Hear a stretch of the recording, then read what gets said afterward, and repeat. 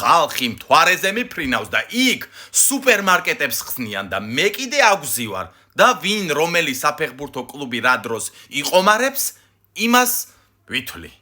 მე ხომ არ მჯერა მარტივი შეთქმულების თეორიის ზღაპრების რომ Paris Saint-Germain Chelsea-ს თამაში ნაყომარები იყო. ან უყურეთ რა მოხდა, ვინც ფიქრობს რომ ასეთი თამაშები იყიდება, რამოდენიმე მიზეზი დაასახელეს, მათ შორის ის რომ აბა საიდან გასცემენ ხელფასებს ამდენ მილიონებს როგორ არიგებენო.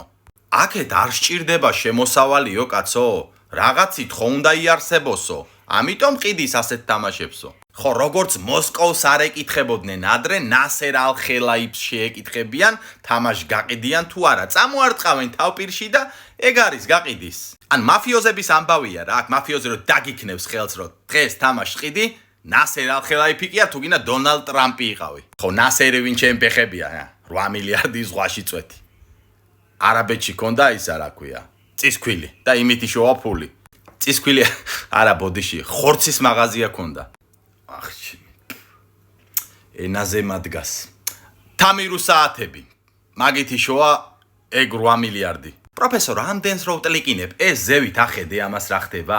დააპაუზე ეკრანი და წაიკითხე. რა ჩემი ფეხების ფულები აქვთ საფეხბურთო კლუბებს რომ ამდენი ხელფასები გასცენ, ხო?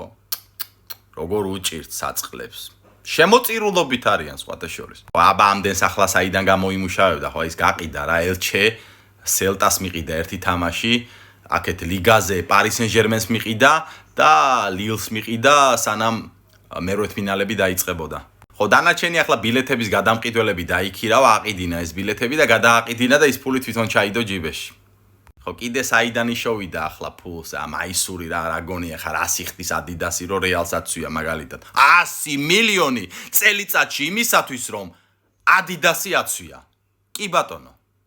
რეპორტაჟები, ვის რა ჩემფეხებათ აინტერესებს მადრიდის რეალის თამაში, გადართულია მთელი მსოფლიო ეროვნული ლიგის თამაშებზე. ან ფეხბურთს საერთოდ ვინ უყურებს? ნახე რა ხდება მხატვრულ ტანვარჯიშში, უყურე გუშინ. პროფესორო, სანამ შენც გამდიდრებულ ხარ, მოდი ჩემი YouTube არხი გამოიწერე, თორემ მე შეიძლება საერთოდ ვერ ვნახოთ ერთმანეთი. მეტი დიდი და ფართო მასშტაბიანი ზღაპრებისთვის შეგიძლიათ ჩემთან ერთად იყო.